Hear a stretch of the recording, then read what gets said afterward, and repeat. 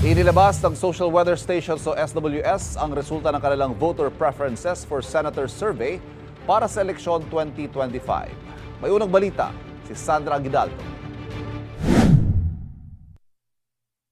Sa Voter Preference for Senator Survey na isinagawa ng Social Weather Stations o SWS na kinomisyon ng consultancy group na Strat-based Group na pabilang sa unang 14 na pwesto sina Congressman Erwin Tulfo, re-election ni Senators Bong Revilla Jr., Bongo at Pia Cayetano, dating Senador Tito Soto, mamamahayag na si Ben Tulfo, ex-Senators Ping Lacson at Manny Pacquiao, TV host Willie Revillame, Makati Mayor Abby Binay, Senador Lito Lapid, Congresswoman Camille Villar at Senators Bato de la Rosa at Amy Marcos. Sa kabuuan, 70 pangalan ang ibinigay ng Strat-base kabilang ang mga politiko, artista at iba pang personalidad.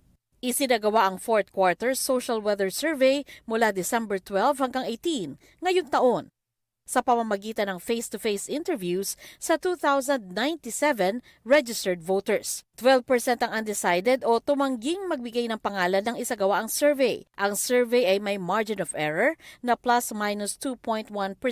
Ito ang unang balita, Sandra Aguinaldo para sa GMA Integrated News.